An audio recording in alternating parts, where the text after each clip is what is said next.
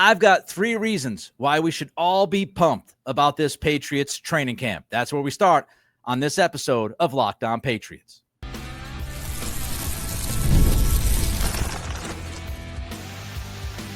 You are Locked On Patriots, your daily New England Patriots podcast.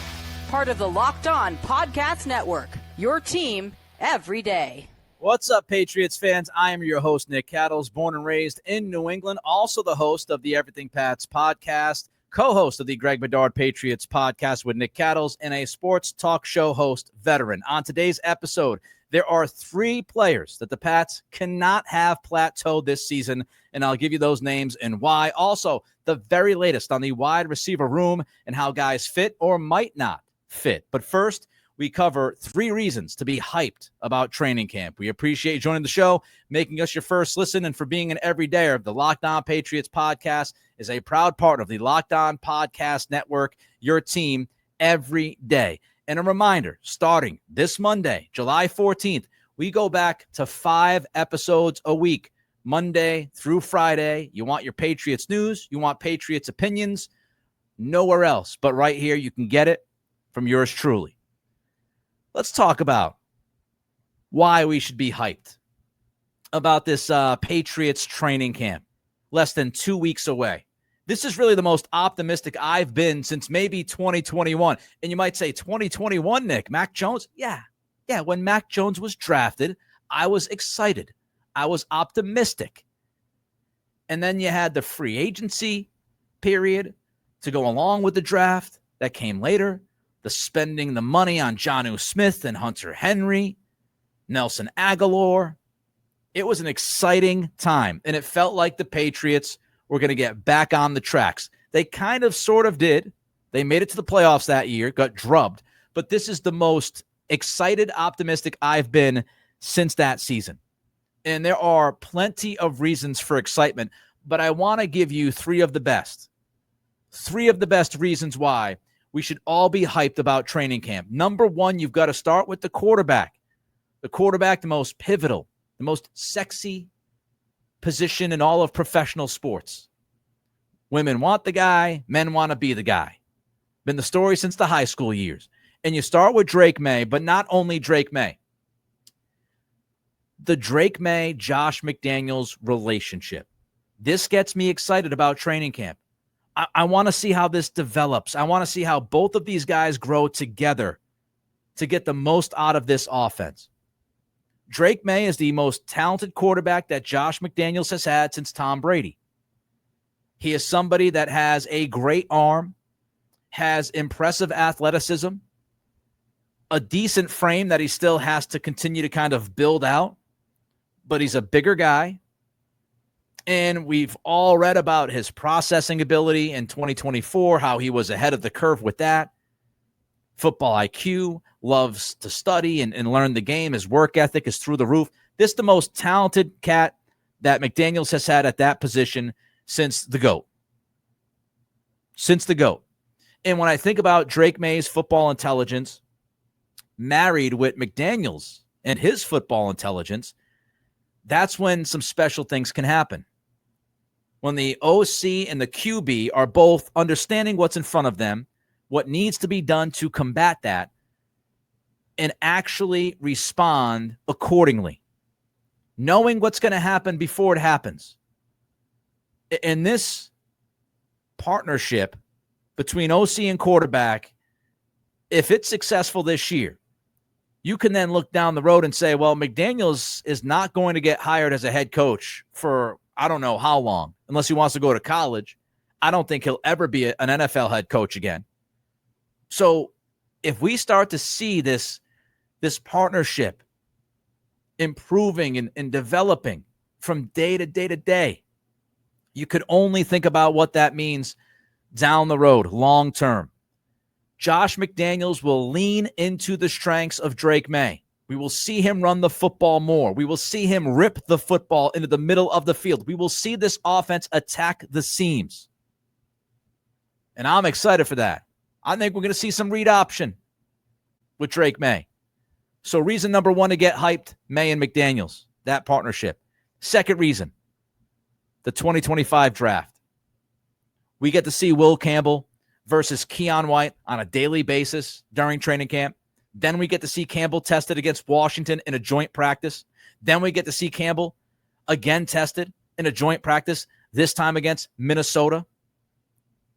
Will Campbell, will he prove to all of us before week 1 that the Patriots were right in drafting him 4th overall and putting him at left tackle? The development of him, the development of Travion Henderson, watching his impact. We've read already that the Patriots have involved Henderson an awful lot with this offense. He's going to be doing different things for Josh McDaniels. He's going to be that receiver. He's going to be that dynamic runner. He's going to be, I think, put in different spots. Pony formation, 3 running backs at one time. Henderson lining up in the slot. Henderson lining up outside. Henderson in the backfield. Catching screens. Going out and running routes. To watch Henderson and his impact, which I think is going to be immediate. I'm not so sold on the immediate impact from Kyle Williams. I am sold on the immediate impact of Henderson. I think week 1, Henderson is already making a difference. That's exciting to watch a guy like that just is different than what we've seen in a long time at that position, to see him at training camp and to appreciate what he brings to the table. Now, speaking of Kyle Williams, he's got potential. And I'm fascinated. I am truly, genuinely compelled if Williams can make this thing work. If Williams can be an impact player for this offense sooner than I might even think. I'm thinking second half of the season, Williams might be able to start making some plays consistently. Can he surprise me? Can he do more than that earlier than that? And then you got the interior offensive line. Could Jared Wilson wrestle the starting gig from Garrett Bradbury or Cole Strange if he slides to left guard? That interior offensive line. And then you got the defensive line guys. Can Braden Swinson pop a little bit? Can Joshua Farmer pop a little bit? The 2025 draft class is going to be a heck of a lot of fun to watch at training camp. And my third and final reason to be hyped about camp is the defensive changes. Episode earlier this week, Wednesday's episode, we talked about the defensive versatility on that line and what they can do. But the thing about the defense is it's just not only talented with Williams and Spillane and Carlton Davis and Christian Gonzalez and, the new talent that was brought in, those first 3 names I just mentioned. Craig Woodson, watching him at safety, watching him maybe at nickelback, play some there. It's going to be a lot of fun to watch. But this defense will also be fun to watch because it's going to be different than what we have been used to. It is going to be an attacking defense. It is going to be an athletic defense. It is going to be a competitive defense. Now, Steve Belichick did a great job in 2023 and did a really good job for most of his time in New England. Last year with Covington, it was a different story. We don't have to relive it. But I have been waiting for the day, even with Steve Belichick and Bill. As good as that defense was, it wasn't as athletic as I wanted it to be. It would not attack as much as I wanted it to attack. This is going to be a violent, competitive, attacking, athletic defense. It's going to be flying around the football field. We are going to see things that we haven't seen in a long time. A lot of young fans are going to be seeing this for the first time.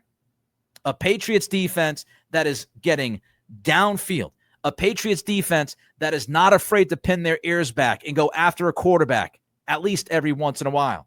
The defensive scheme, the defensive structure, the defensive differences of this year's defense compared to the last several years, it's going to stand out like a sore thumb, but in a good way. And that should get us all hyped. This defensive intensity, the defensive speed, I cannot wait. I cannot wait. All right, let's continue here. If these 3 guys plateau in 2025, the Pats will have issues. Who are the 3 guys? Find out next as we continue with today's episode of Locked On Patriots, part of the Locked On Podcast Network, your team every day.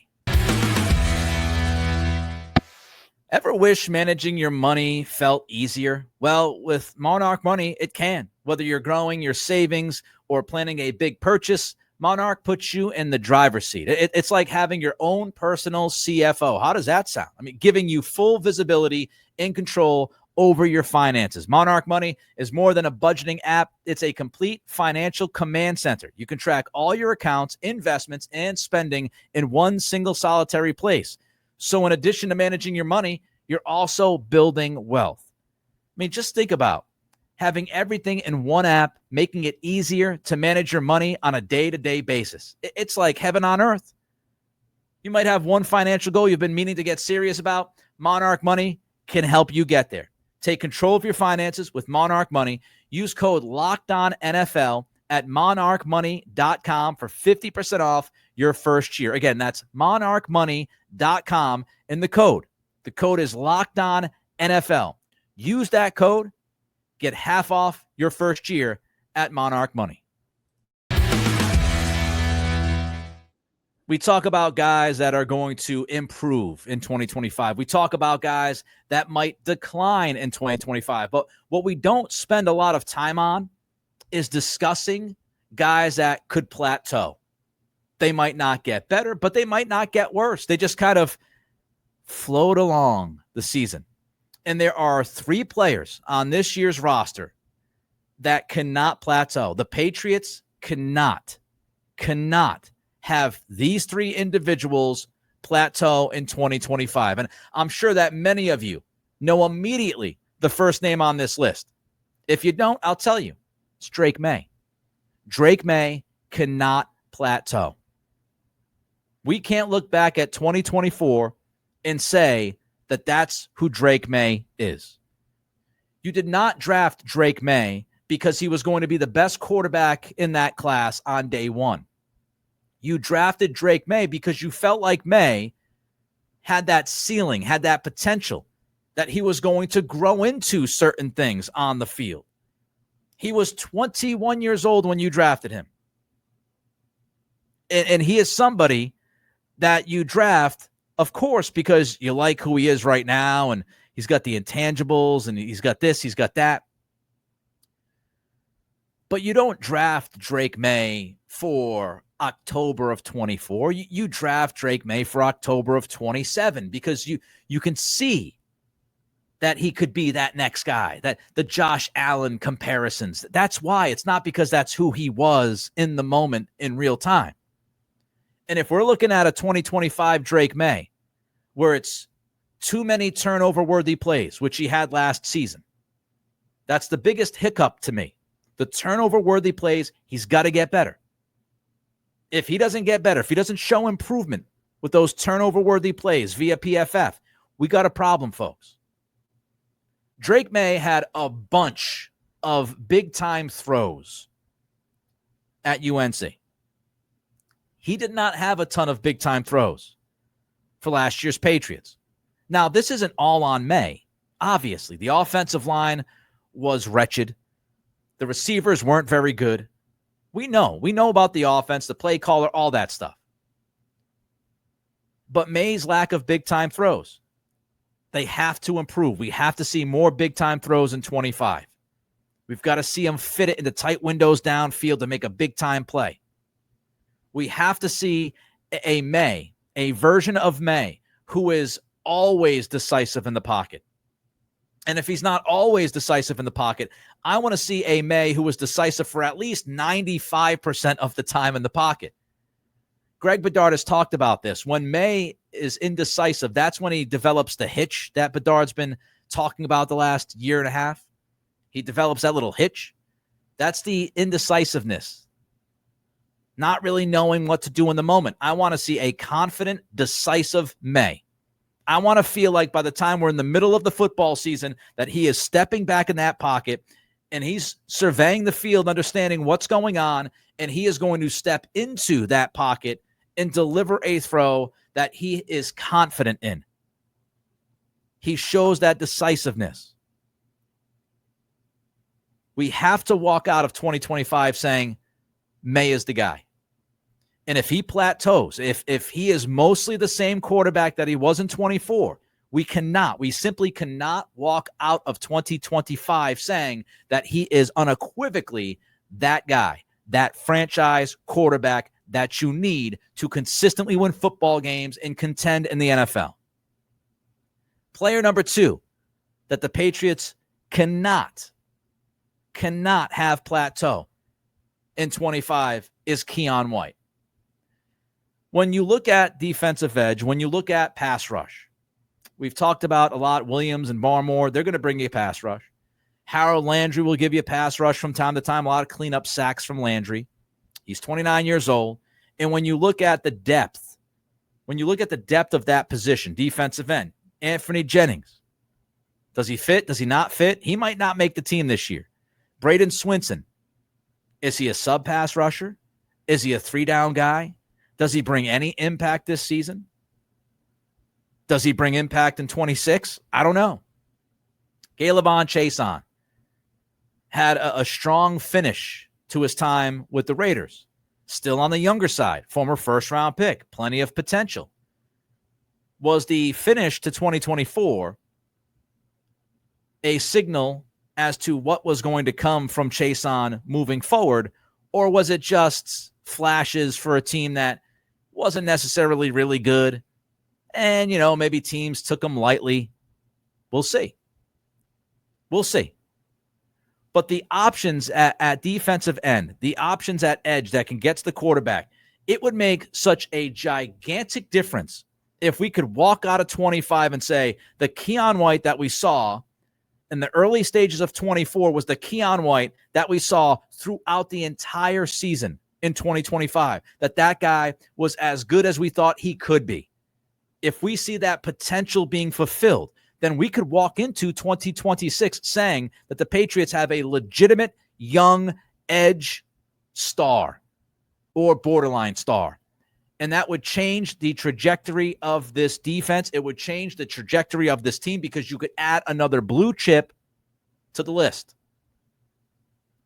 We cannot see a Keon White that is once again highly effective for a couple of weeks, then goes in the witness protection program for the next couple of weeks. We have to see it game 1 to game 17. You cannot have White plateau. He has to improve, and he has to show that potential, prove that he can be that guy.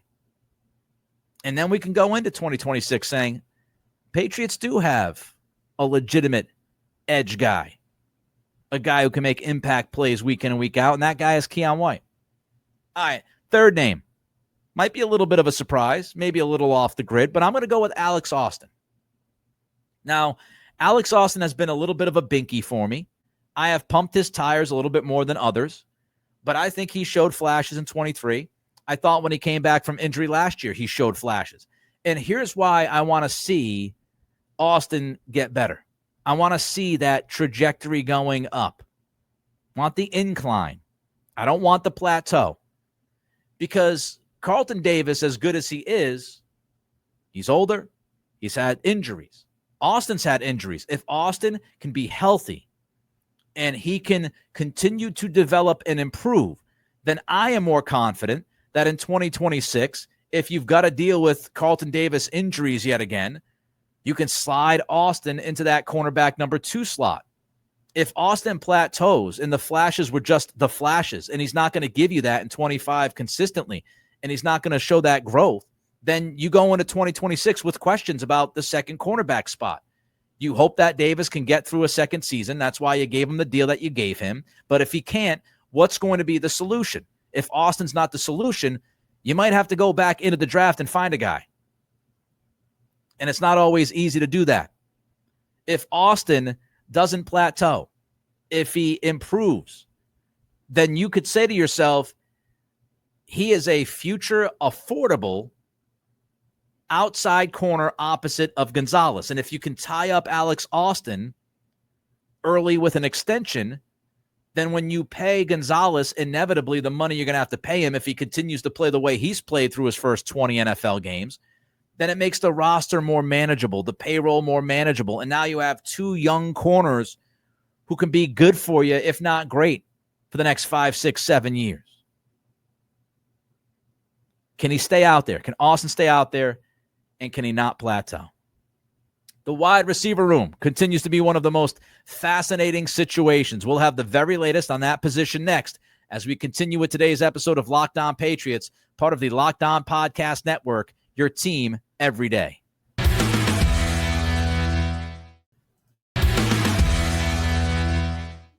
The wide receiver competition for 2025 is a heated competition. You got about 12 guys trying to make this team.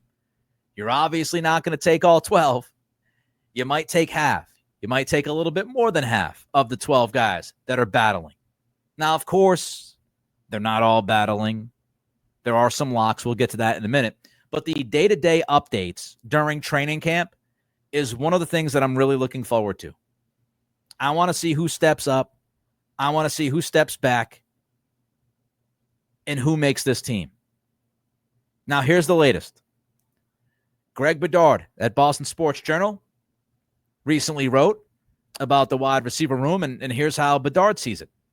Stefon Diggs, Mack Hollins, and Kyle Williams are the stone-cold locks. That makes sense. I mean, you signed Diggs, you signed Hollins, you drafted Williams. I don't think you signed those guys, drafted that guy to say goodbye. I don't think that's the case. So I would agree.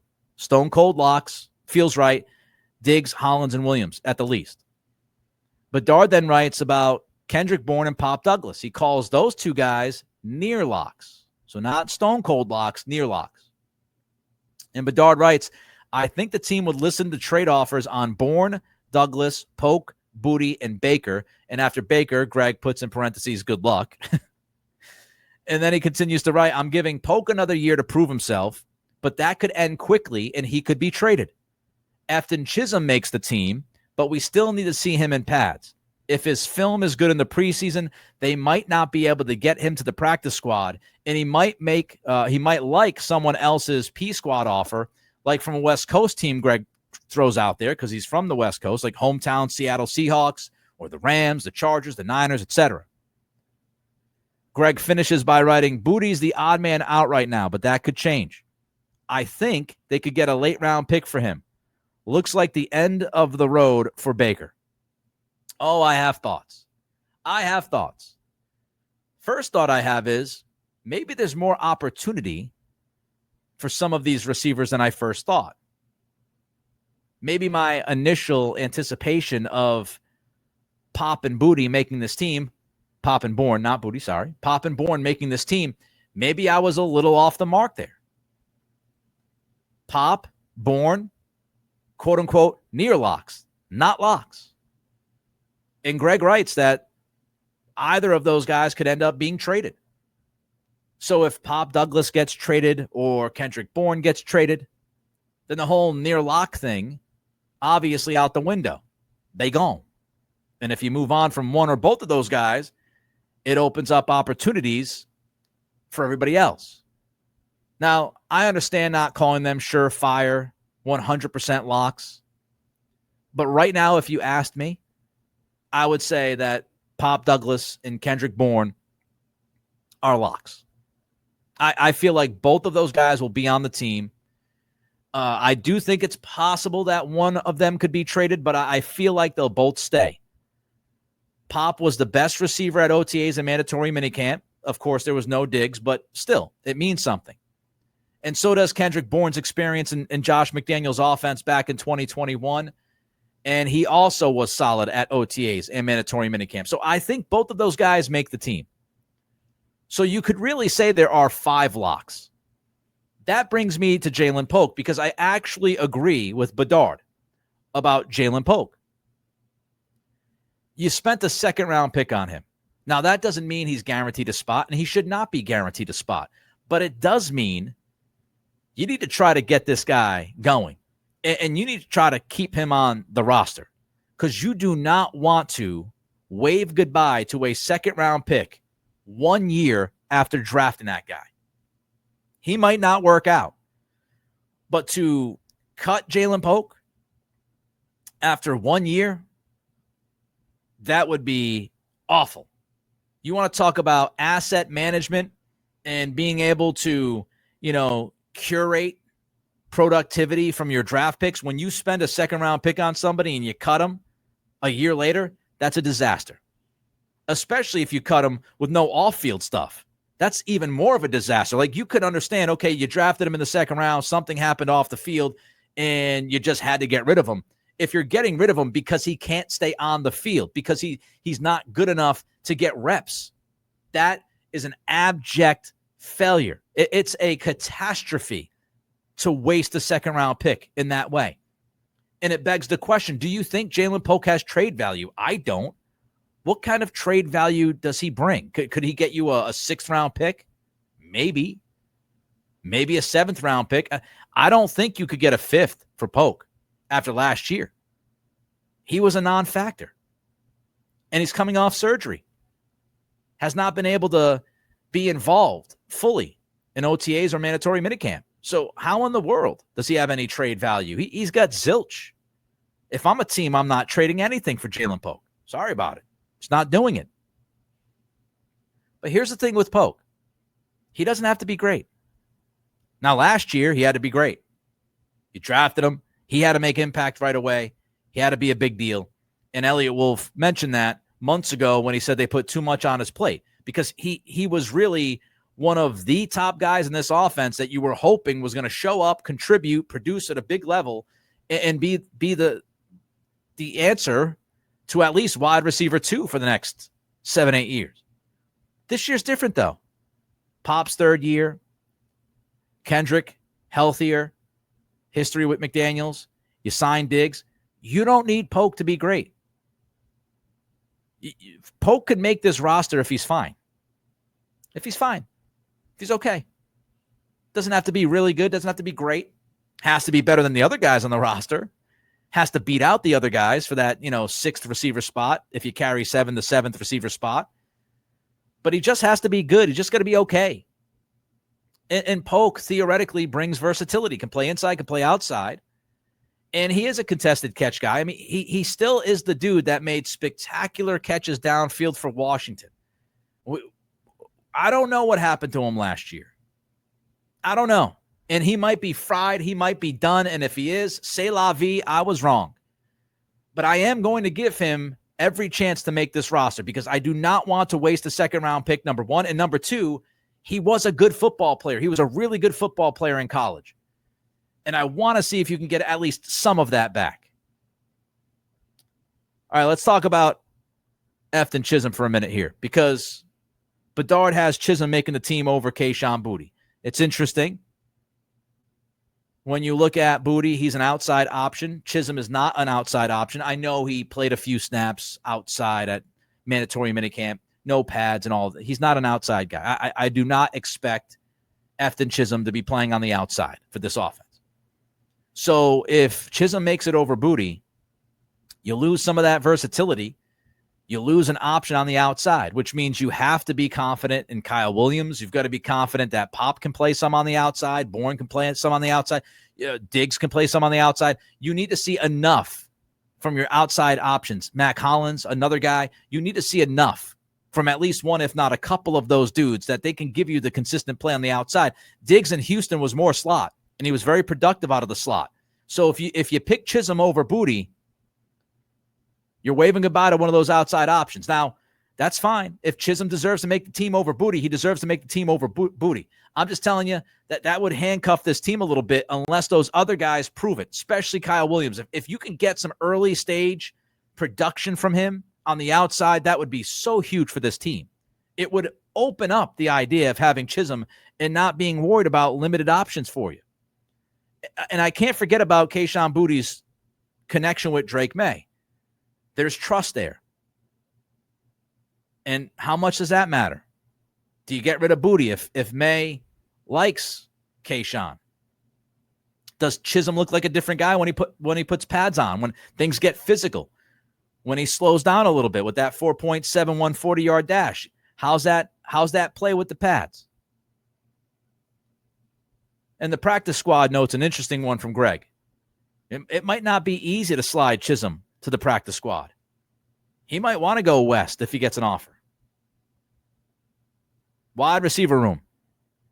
Intriguing to watch over the next 5-6 weeks.